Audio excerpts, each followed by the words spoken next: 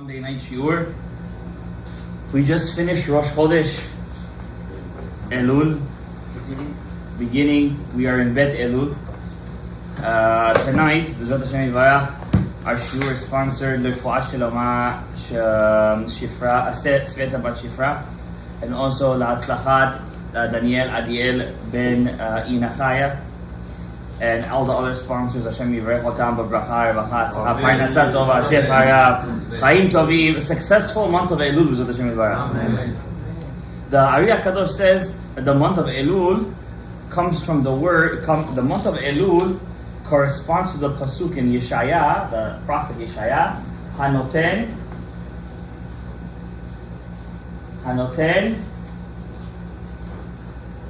Beyam Derech. Okay? Hanoten Bayam Derech. Which means, we spoke about this I think last year, just to refresh your memory guys a bit before we get into the Vayavor, because it's connected. Hanoten Bayam Derech means he who puts a pathway in the sea. He, Hashem, who puts a pathway, he makes a derech bayam. What does it mean, Hanoten, that he puts a pathway in the sea? Says Rabbeinu Ha'ari that the word derech is the numerical value of God's name, Sag and Kasa. Sag, Shem Sag, is 63. And Shem Kasa is 161. 161. 63 and 161 is 224. Derech. Hanoten Bayam Derech. Why is these two names, Sag and Kasa, corresponding to the month of Elul? So I'm going to draw them out and I'm going to show you how it corresponds to the month of Elul. Elul is Aleph Lamed and then Vav Lamed. Elul. Says the Ari in Shara Kavanot, you have to split the name into two aspects, Aleph Lamed and Vav Lamed. Okay, they're two separate parts of the name that are put together. Aleph Lamed is 31, Vav Lamed is 36, but says Rabbeinu Ha'ari, the Vav in Elul is really an Aleph. Why? The letter Aleph, how do we make it? A Vav, a Yud, and a Yud. Says Rabbeinu Ari, the letter Aleph corresponds to a bird. A bird. A bird, the body of a bird is shaped like a vav. Its two wings are like the top yud and the bottom yud. So sometimes when the bird is perched and ready to fly, his wings are spread. So the vav spreads its wings and it turns into a Aleph. But when the bird is in ve'ikon, he's in potential energy. He's not flying yet. His wings are tucked into his sides, so it turns into a vav. Huh? No, the Ari doesn't say a hey. No, it just says a vav. The letter Aleph is really a vav. That's what he says. It's regarding Elul. So he says the fact that an Aleph could sometimes be a vav, that's the secret of the ways of Teshuvah written in the word Elul. Elul. How? One name of God is Sag, 63. It's going to be Yud, Hey. The Vav in the middle is going to be filled with an Aleph, Milui Aleph, Vav. And the last one is again a Hey. If I take Yud, Yud, Aleph, Yud, I take the first Yud, the second Yud, the last Yud, and the Aleph in the middle, what do I get? 31. Yud, Yud, Aleph, Yud. 31. That's the El of Elul. That's the El of Elul. Okay? Now, how about the second, the Vav Lamed, which is really an Aleph? It's not a Vav really, it's really an Aleph. How do I get that name? I need another Yud Yud, Aleph Yud. That comes from the name Ehyeh. How? Ehyeh b'milu Yudin. When I fill it up in Yudin, it's Kasa. Kasa, Shem Kasa, Aleph, for of the Ehyeh. Aleph. Hey. Yud. And Hey. Again, Aleph. Yud, Yud, Yud. You see that? It's another Yud, Yud, Aleph, and Yud. That's the Vav Lamed of Elul. So the first one, Shemsa, corresponds to the El of Elul. The Kasa corresponds to the Vav Lamed. How come the second one is in a Vav form? How come it's in a Vav form? Because there's two ways of Teshuvah. There's two ways of Teshuvah. Teshuvah, says Rabbeinu Hari, is corresponding to the letter Aleph. Sometimes your teshuvah is bichinat kvod Elohim. Kvod Elohim means you're on a supernatural teshuvah.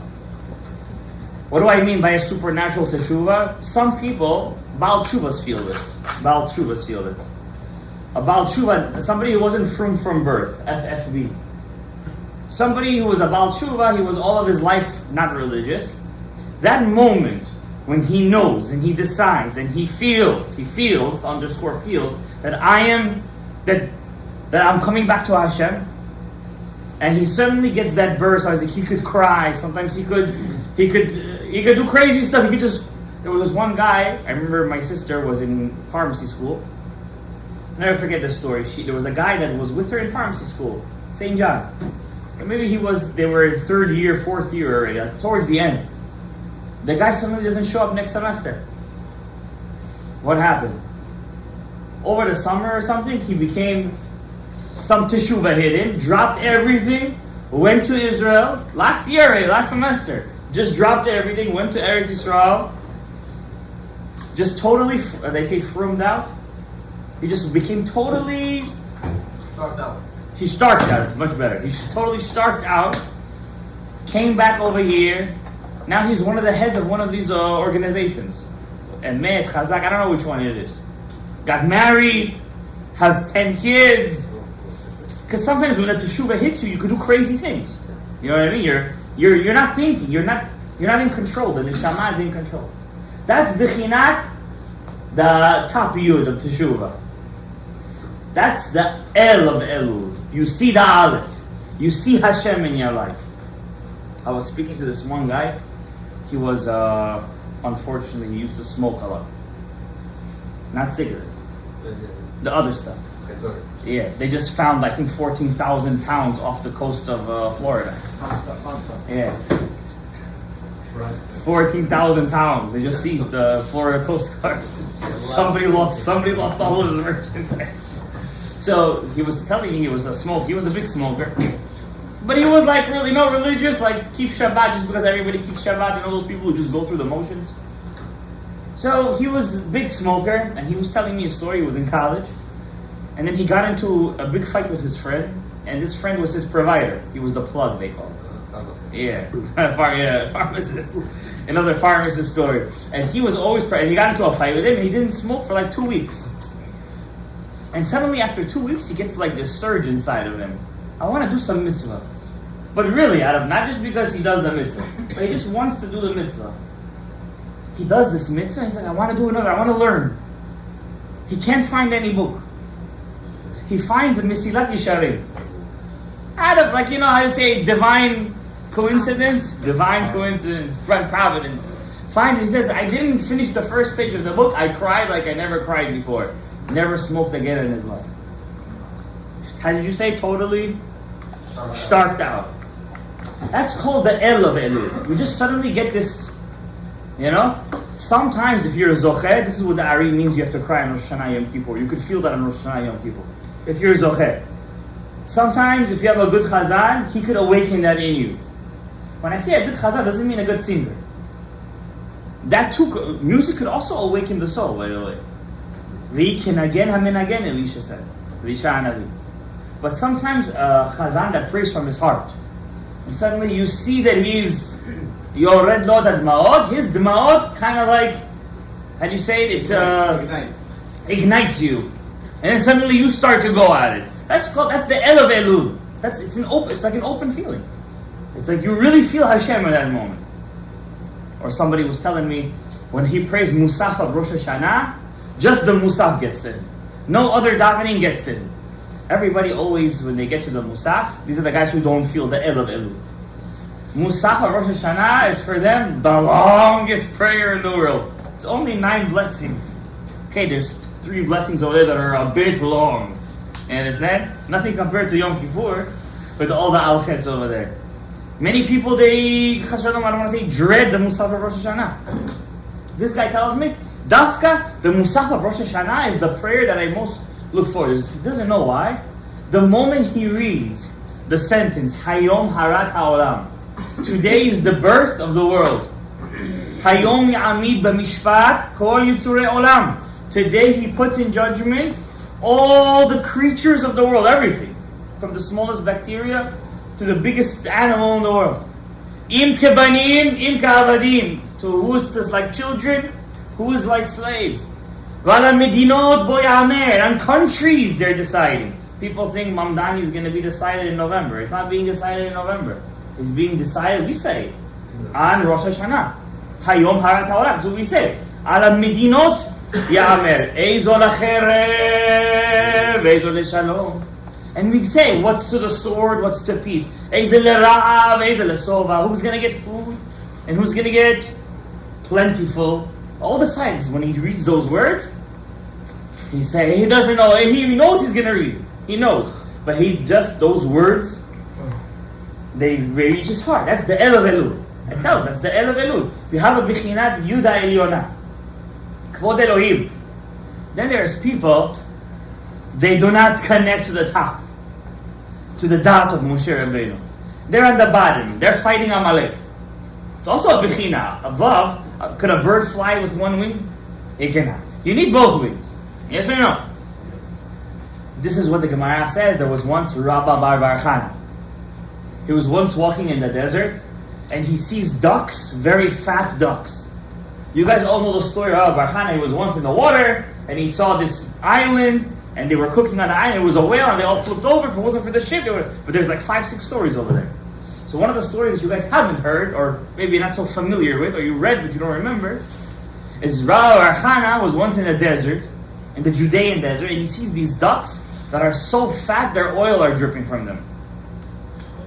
That's how fat they are. They're just like dripping, they're fat. That's a good duck. And he asked the ducks, am I Ben Olam Haba?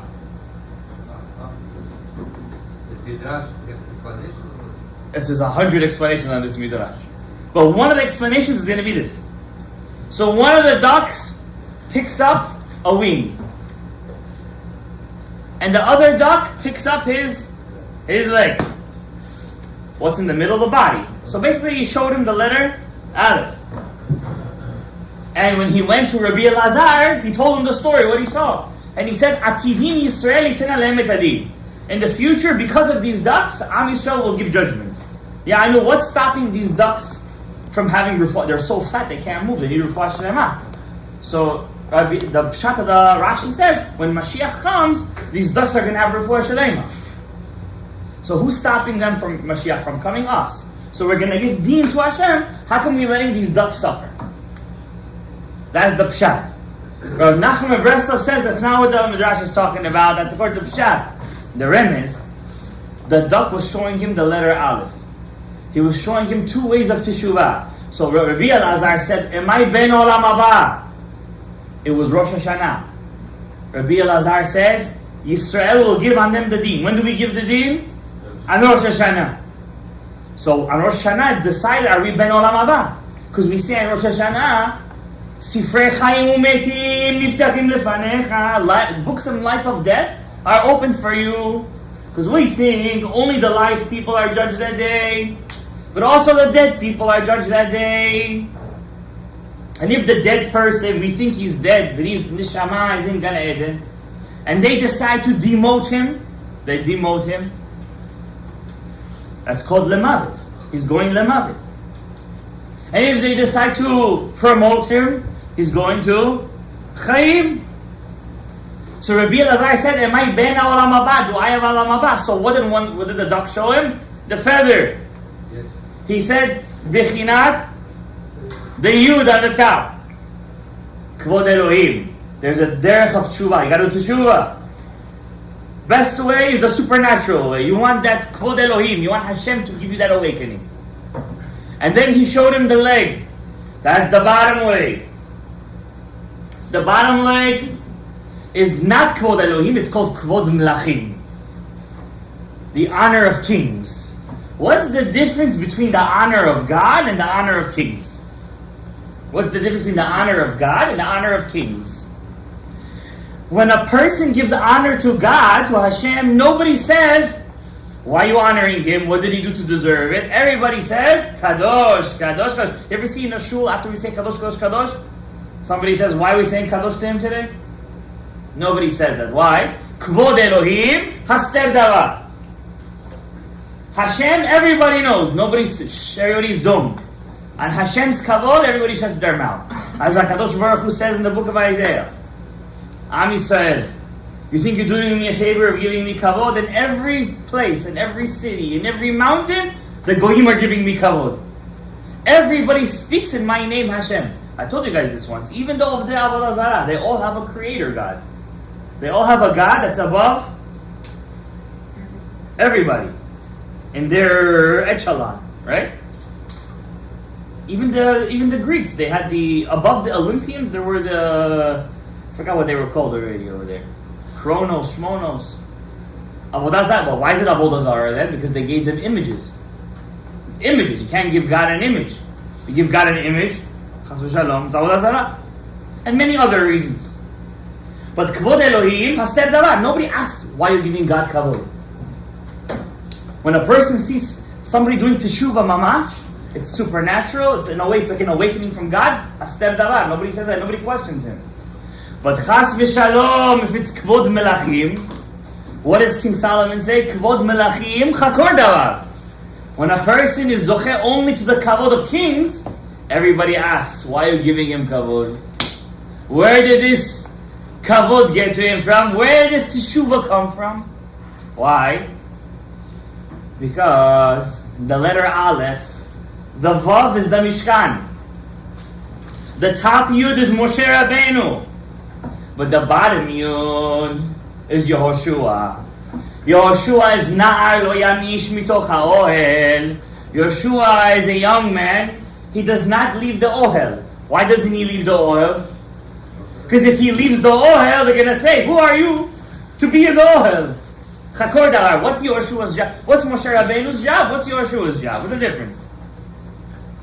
Moshe Rabbeinu's job is Bichinat Da'at. What's Da'at? We have 10 Sfirot. Abraham is Hesed. Yitzchak, Gvura. Yaakov, Tiferet. Moshe Aharon, Netzach V'od, Yosef, Yesod, Malchut David. But there is another configuration, and that is, the Zohar says, Moshe milego, Yaakov milevar. Moshe is on the inside, Yaakov is on the outside. Yaakov is Tiferet. What's the neshama of Tiferet? Da'at. Says the Gemara, any generation where they have Da'at, it's like Beit HaMikdash was built in their generation. Any generation that has a Beit HaMikdash, but they don't have Da'at, it's like the Beit HaMikdash is destroyed in their generation. And you can have a Beit HaMikdash, but there's no Da'at. You don't have the Bechinat Da'at, you don't have the connector. The whole Beit HaMikdash doesn't count, because there's no Da'at. Moshe Rabbeinu is Da'at. He's Bechinat Beit HaMikdash, he's Bechinat Mishkan. Nobody asks why you're building a Mishkan, because the Mishkan is Bechinat HaKadosh Baruch Hu. But what's Yehoshua's job? He's on the bottom. Lech hilachem. Hilachem, where? Where is this milchama with? Amalek. Yehoshua, the bottom Yud, he's always in a struggle in his life. He's always in the ups and downs in his life. He's always bichinat. One day he falls, one day he gets up. It's a constant struggle. He's in a milchama. Yehoshua. How do we know? When Amalek came to fight, like a marriage. Marriage is a constant struggle. Nobody said marriage has to be something that is right away, you're the only one for me, only one for you. Marriage is Bichinat Aleph. You're the top Yud, she's the bottom Yud. She's going to ignite your milchamot. If you're not going to be Yehoshua, tzeh hilachem be'amalek. And what does it say by Yehoshua? Ki milchama la'amalek kiyad al kesya. What's kiyad al kesya? So it said really, it's supposed to be kiyad al kiseh havaya. But the kes is without the aleph. There's no aleph there. The aleph is missing. And yah, it's missing the vav hey. Because the milchama ba'amalek doesn't end until when? Until you're in the ground.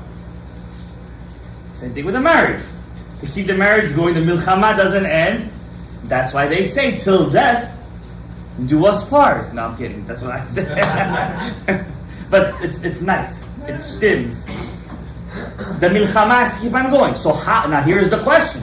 How are we zoche to go from Bichinat Yehoshua to connect with Bichinat Moshe? If Yehoshua was on the bottom, he's always with milchama. How much could I be with milchama? Sometimes I say, Hashem, give me a sign. Everybody here always does that. Don't tell me you don't. I know you always say to Hashem, Hashem, give me a sign. Show me. If this is true, do something. You say, well, you talk to Hashem, well, they do this, that. You should, you're going to start saying it now, don't. What? Eliezer didn't ask for a sign? Asked. Yonatan ben Shaul, did he ask for a sign? Asked. Gideon went to war, asked for a sign? Asked.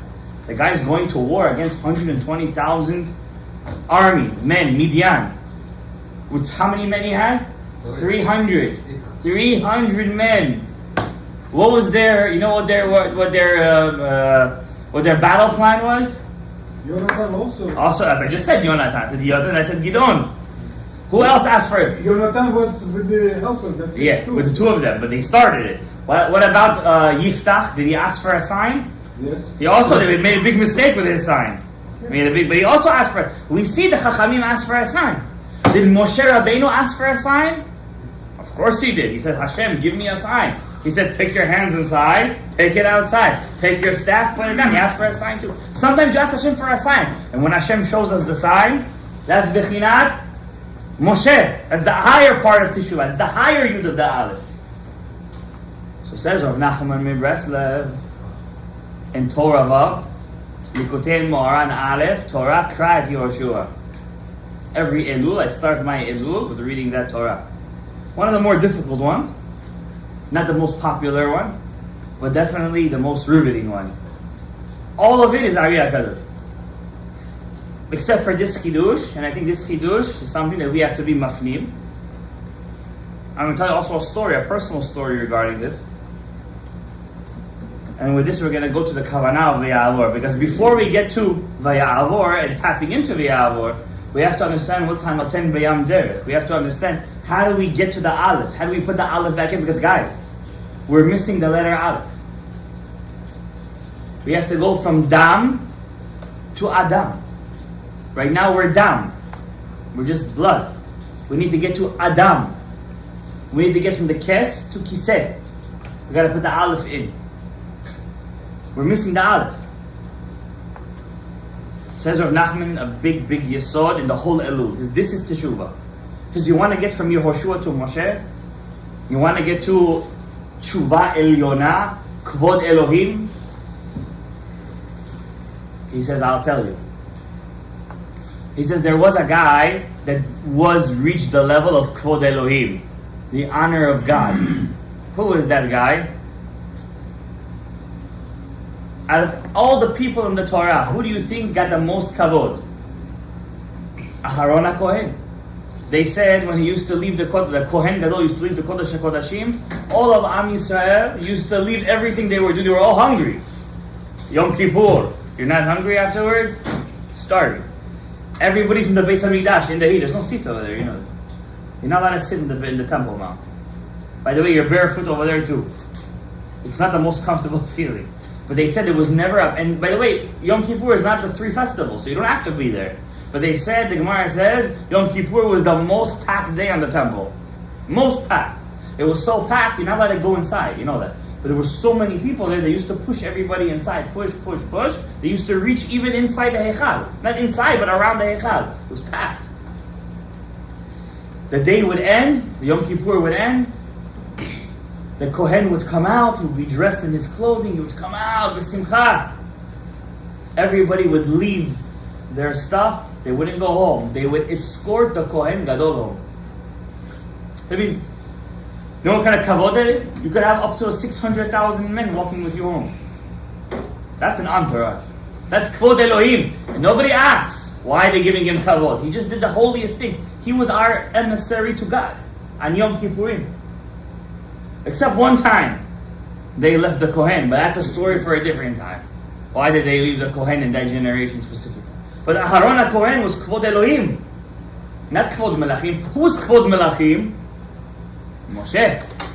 Everything Moshe did, Why you did it? When you did it? Give us food. Give us this. Give us that. But Aharon kvod Elohim.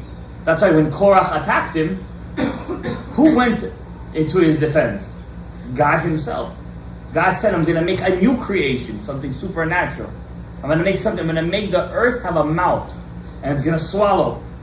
Like, open and close. Like, whack-a-mole? Open and close, open and close. Because it's kvod Elohim. It's not kvod Melachim. Never happened to Moshe.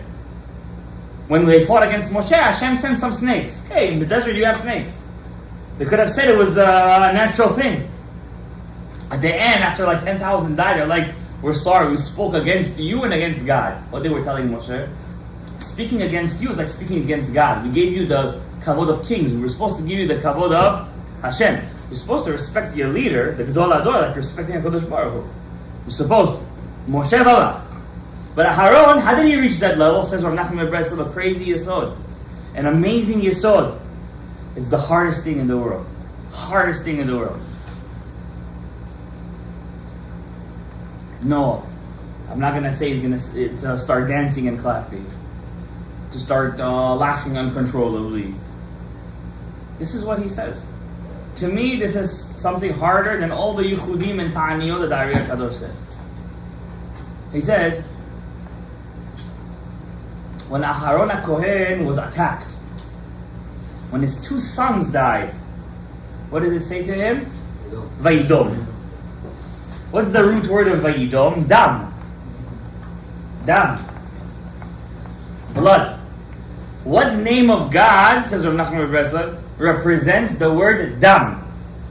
If you take the name Ehyeh, with the Aleph, and you write it Beribua, Aleph, Hey, Aleph, Hey, Yud, and then Aleph, and Hey, Yud, and Hey, Ehyeh. Aleph, K, Yud, Yud, K, is going to be exactly Gematria, Dam. To turn the Dam to Adam, you have to do Vayidom. What's Vayidom? The Vav and the Yud. You got to put the Vav and the Yud, which is an Aleph. The secret of the Aleph is the Vav and the Yud. You got to put the Vav and the Yud back to the Dam and turn it from Dom to Adam.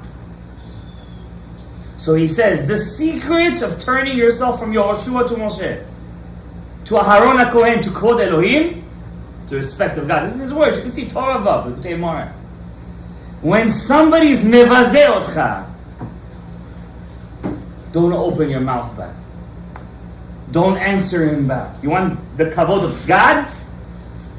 And nobody's going to investigate after you. If you have the kavod of Elohim, nobody will investigate. When that burning ache is inside of you, to answer him back. When he's mevazeh otcha, mevazeh is, he puts you... Pazorit. Exactly, pazorit. That's the word I was looking for. Pazorit. Stick pazorit.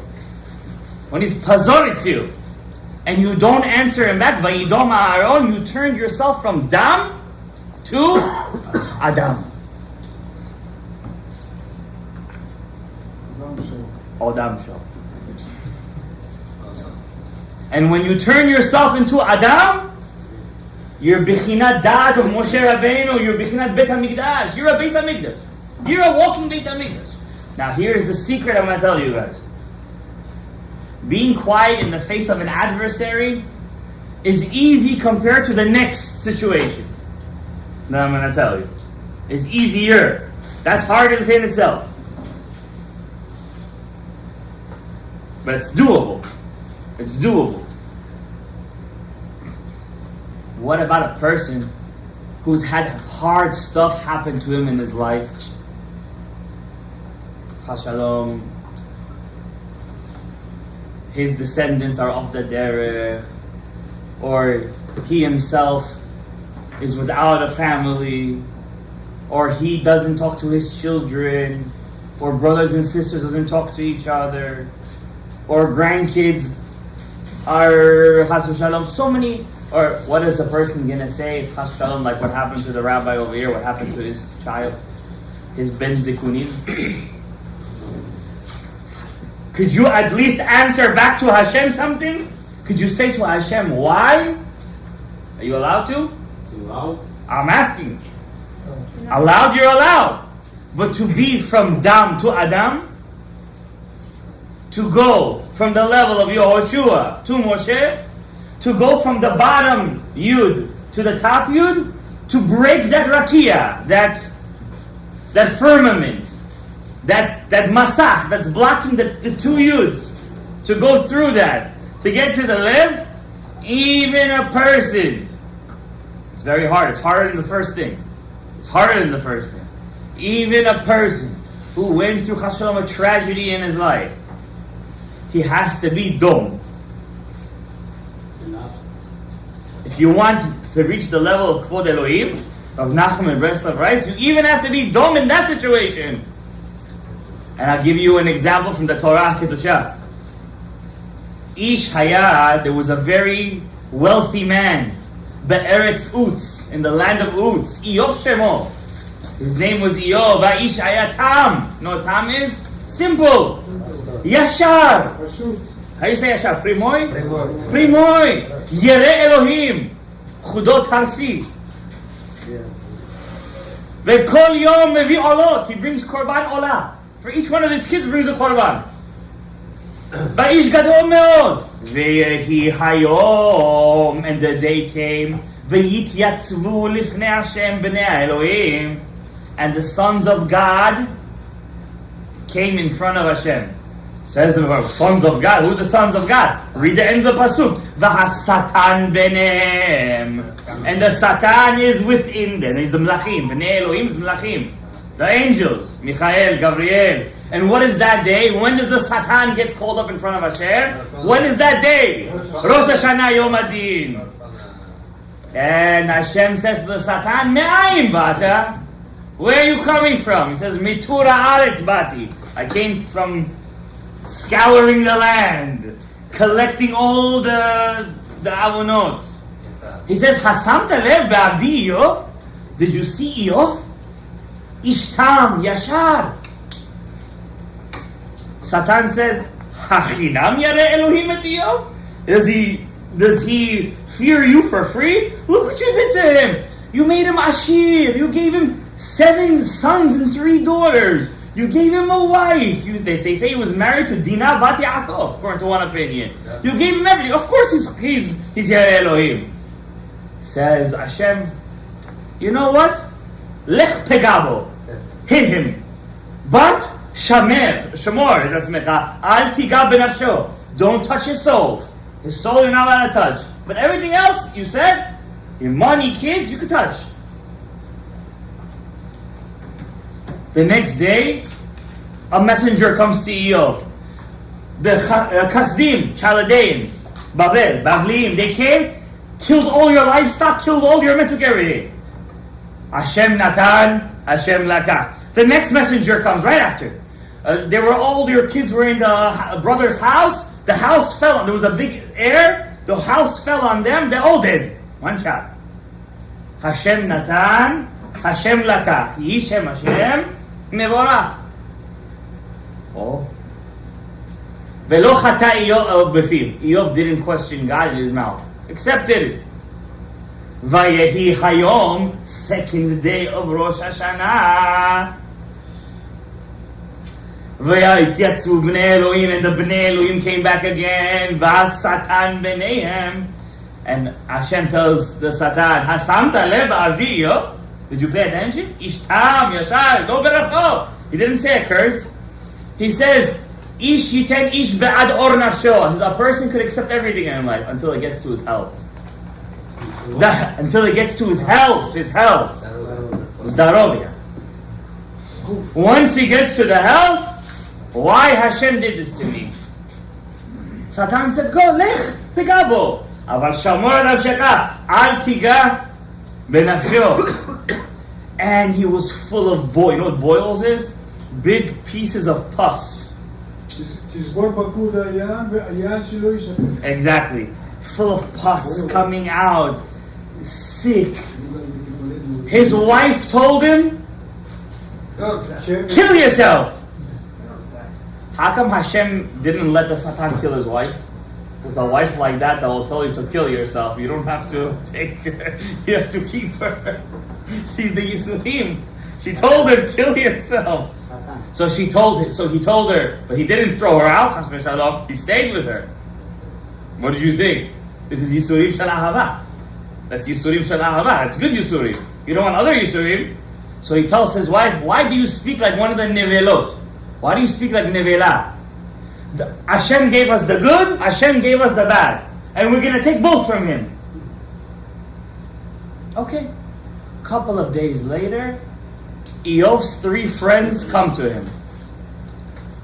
Eliphaz, son of Esau, Sophar, and Omar. Omar, Turkish. They see Eov, they're suffering. They remember him being Ish Yashar, Tov, rich. Start to cry with him. Cry. After 3 days of crying, could you imagine Eliphaz is crying? Yes, he was also a human being. And then Eov got up, Vayikalel et Yomo, and he cursed the day he was born. And then he gets into a whole discussion. Why did Hashem punish me if I'm such a good person? He fell. That was his test, by the way. He fell. Yes, because at the end, I'm not going to go through his whole story, what happens at the end, why Hashem gave. I'm going to tell you why Hashem tested him. What was the test? Hashem was testing Eov. Yes, that's already Arya Kadosh. I'm giving you a different shot right now. Hashem tested him. He was on the bottom part of the Yud. He was naturally, everything was good for him. Hashem wanted to give him from Kvod Melachim to Kvod Elohim. He gave him the same test of Aharon. Is he going to be Vayidom Aharon? Is he going to be Kalel Befiv? Is he going to get from the bottom Yud to the top Yud? Is he going to reach that level? Is he going to get that Aleph? Or not? And he fell. He didn't get that Aleph. Because he asked? Because he cursed. He said it was better the day that I died. That's what he says. Everybody here should read the book of Eov. Moshe Rabbeinu wrote it, by the way.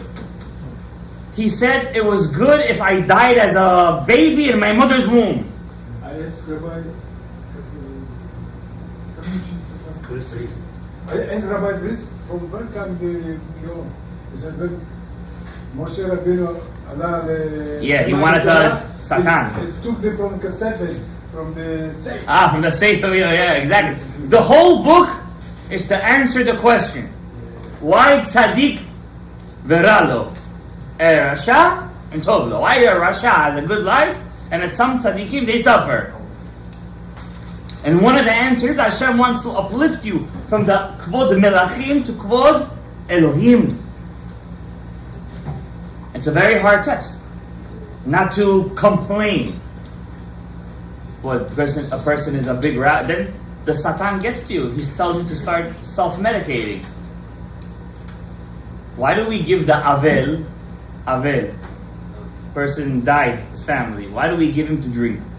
After he comes back from the Beit Kvarot, while he's burying, he's not allowed to drink. He's not allowed. One of the things. Exactly. But I'm saying, before he buries, halakha, he's known and he cannot drink. What is the first thing they give a person to drink in the Beit Kvarot? Beitza, and they give him vodka. A little bit of vodka they give him. Why? We learn it from Noah. Noah came out of the ark, everybody was dead. What do we learn from Noah? There's no point of living in a world all alone. There's no point of being alone in this world. There's no point to life. So what does Hashem say? Get married! It's going to give you some flavor in your life. It's going to give you something to do.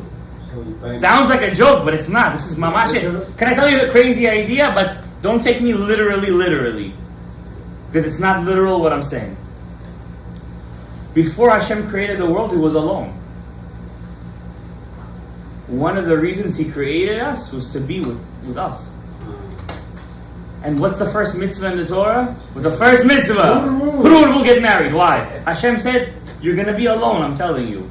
So Hashem says to Adam, Lo tov heyot Adam levado. So you fight with your wife, you destroy. That's the point. If he's by himself, it's punishment? It's the biggest punishment. The biggest. קללה. It's like, Lo tov heyot Adam levado. E'aseh lo ezer kenegdo. Why kenegdo?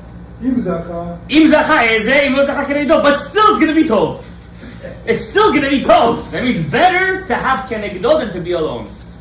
Better it should be against him, but as long as he shouldn't be alone. E'aseh lo ezer kenegdo.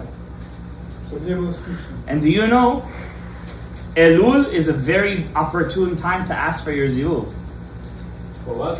For your zivug, yeah. Because, says Rav Nachman Breslev in Torah Vav, when Eliezer went to find a wife for Yitzchak, it was Bechinat. It doesn't say it was the month of Elul, but the month of Elul is hidden in those words over there. Im lo toveh ha'isha lalechet acharai. Over there is going to be over there Elul. Elul is in there. Hanoten bayam derech. I make the pathway into the sea. Marrying a wife is compared to Kriyat Yamsuf. It's a very opportune time to daven. Right now, by the way, as we're talking, there is a yichud in the Ari HaKadosh. Some Mikubalim fast the first 2 days of the Slichot, Sephardi Slichot. Because every hour right now is opening up one gate of the 13 attributes. Every hour is opening up one. Right now is opening up, for example, I'm going to show you. Right now is opening up this name of Hashem. How many gates also? All together is going to be 48. Ah, 40 every hour, one gate is opening up. So some people, they fast for 2 days straight, and every hour they think. They put their alarm clock at night, they wake up, they think of the name, go back to bed. An hour, next time, yeah. And then at the end of the 48 hours, they get a hasaga, Ruach HaKodesh. It could be anything. Elul is very powerful. Don't sleep on this month. This month, you could look at it 2 ways. The bottom yud and the top yud. The bottom yud, Elul. The top yud, HaMelech Basadeh. Havdah. Now once you decide to go on this journey of Teshuvah, you got to pick up mitzvah. You can't lie to yourself. You can't say I'm going on this journey of Elul and I'm not changing at all. I'm just going to hear shiurim and say kol hakavod. You got to take upon yourself a mitzvah, as the Temanim say, mitzvah. You know some Temanim, no? A mitzvah. What mitzvah you can take upon yourself? It could be something small. For example, if you don't tie your shoelace, you have shoelaces. There's a way how to wear shoes. Right leg, left leg, tie your left leg, then you tie your right leg. There's a way, it's a mitzvah. That's a mitzvah, by the way. Take that mitzvah upon. Okay, today we don't have shoelaces. Everybody's got the slip-ons. What mitzvah can I take upon myself? bias, You know, many years, by the shoelaces, many years ago, I took upon myself a mitzvah that I wasn't successful. And this year, I took it upon myself again. I took upon myself a mitzvah. One of the tefillot in the prayers that we say, that we always say it already, the book is closed and we're already out the door, is Aleinu L'Shabeach. And I took upon myself again to read Aleinu L'Shabeach from inside the Sidur and try to point to the words. which Aleinu L'Shabeach. The last line, Aleinu L'Shabeach, אנחנו משתחווים, תפילה לדרך. For some people, it's Tfilat HaDerech, exactly. That's a mitzvah. People think a mitzvah is, I want to give you guys a mitzvah, and I think this is for the young people. For young people, or for the younger people, everything is mizonos bread. Or they don't like to do Netilat Yadayim, so they say, I'm going to cover my hand with the napkin. It's not good. It's not lechatchila to do such a thing. If you have water within a certain radius, you have to wash your hands until it's Yadayim. You got to learn it. Exactly, you got to do Netilat Yadayim. By the way, whoever does Netilat Yadayim correctly, Zochel Ashirut. It's not stam I'm saying this. I believe in it. I do Netilat Yadayim crazy. I do it like the Ari HaKadosh. After you wash your hands, you have to do Shifshuf 3 times. Then you have to pick up your hands like this, with your hands inside like this, and go like this while you're saying the bracha. And you have to think of the pasuk, V'yitel lecha Elohim mital hashamayim mishmaneh ha'ayitz v'rov dagan v'tirosh. All the 10 blessings over there you have to think of. While your hands are up. That's something else, but at least wash your hands. Religious people, how about Kriyat Shema al Amitah? How about in general, don't have your mind thinking of something else while you're davening? And then there is the big averah. Like watch where your eyes are going. Tomorrow we're doing a ta'anit here of Tikunei einayim. Watch where your eyes is. Maybe get a filter on your phone or on your computer if you can't. If you need that help, it's a big mitzvah. And in general, right now is the month of Rachamim v'Selichot. If you're a Sephardi, you must come to Selichot. I'm gonna tell you what's written in Shara Kavanot. The Ari Kadosh would never miss a day of Selichot, and the Rav Chaim Vital said, I used to see him say Selichot word for word from the Sidur like the Sfaradim. Why does he say that? Because the Ari was Ashkenaz, you know that. Rabbi Yitzchak Luria, Ashkenazi, he was Ashkenaz. And Yom Kippur used to daven Nosach Ashkenaz. Le'ilui Nishmat his father. But we don't know if it was the beginning he learned Rav Chaim Vital or at the end, we don't know. Because it looks like there's a different girsa. But my point is that he would say the Sephardi. He didn't have to. He has to start the week of Rosh Hashanah, right? But he didn't. He would start with the Sephardim. He would say Slichot. It's a very big thing. Even though he was Ashkenazi, he would still do it. And you know, some people they think they're big Talmidei Chachamim. They maybe are. When they're davening, they daven really quick, and they always have a sefer in front of them. Why? So they daven real quick, and they take their book and they learn while everybody else is davening. Like they daven in 30 seconds. And they think they're doing a mitzvah by learning in the meantime. Why? They don't have a kick out of davening. For them, davening is... It's a chore, exactly. But learning, they get a kick out of. You understand? So they have to learn even while everybody else is davening. The Ari Kadosh, he had the biggest excuse not to do slichot. He was Ashkenazi. It's not his minhag. What are you doing slichot for? But Chaim Vital said, I remember that my Rebbe never missed a day of slichot. A person shouldn't give up. Oh, we didn't have a minyan today, how about tomorrow? You have to be the one to be the ish and do it. And the earlier you do it, the better. And don't miss even one V'ya'avor. All those V'ya'avors, Rabbi Zai. I'm going to tell you something. On Yom Kippur, how many times do you say V'ya'avor in Tefillah? 26 times. 26 times we say V'ya'avor. That means all of Yom Kippur, all of Yom Kippur is centered on what? On what is it centered? You came up V'ya'avor. The whole Yom Kippur is centered. Moshe Rabbeinu went up. Moshe Rabbeinu went up. What did Hashem tell him to do to make forgiveness for the Egel HaZahav? What did he tell him to do? V'ya'avor, he told him. You don't know? He told him to do V'ya'avor. When the Jews made the sin, all the sins, what was the one thing Moshe Rabbeinu said? V'ya'avor. He said V'ya'avor. V'ya'avor, saying V'ya'avor is a sure thing to get you to feel that answer. How come we're doing zilzul to such a thing? Because we do it a lot, huh? We do zilzul, we do it a lot, right? It became zol became cheap. Zilzul became cheap. Now I'm going to teach you guys one short kavanah. One short. But if you do this kavanah and ve'avor, you're already 99.999% better than anything else. First of all, you have to know what the words mean as you're reading it. It's only 13 midot. It's not so hard. I want you to pay attention in this book. Oh, look at your ve'avors if you want to. I'm looking at page 201. I'm going to end with this kavanah, Rabotai. This is a small kavanah, but these small things, I'm telling you, karum zurut b'nei adam. This is what brings it. Ve'avor. But I think you should take this book. Give him the HaKodesh, please. Yeah. And give me the coat, please. They just confiscated. They just confiscated off the coast of Florida, not in New York.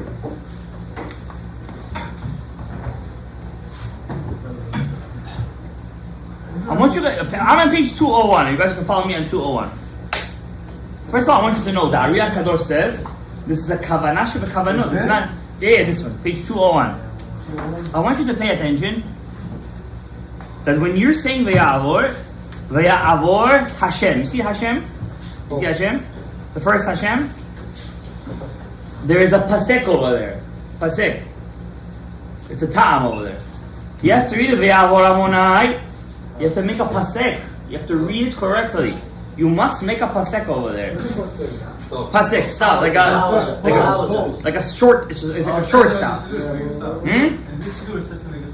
But you're looking at this siddur now. I'm going to teach you how it's a sign. Page 201. Mordechai, show it, please. Page 201. Ve'avor Amonai.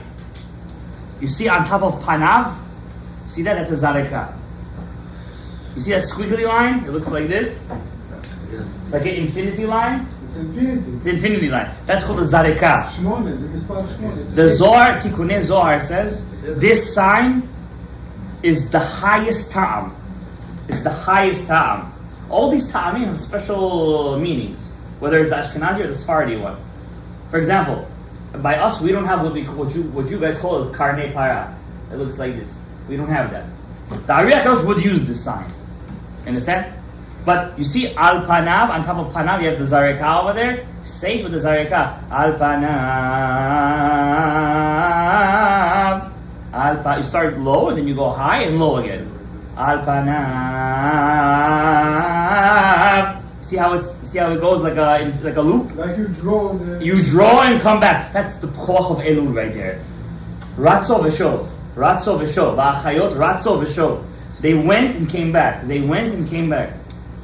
Vayikra, that's a segolta on the top. Vayikra, it's another stop. Vayikra, it always comes together with a zareka.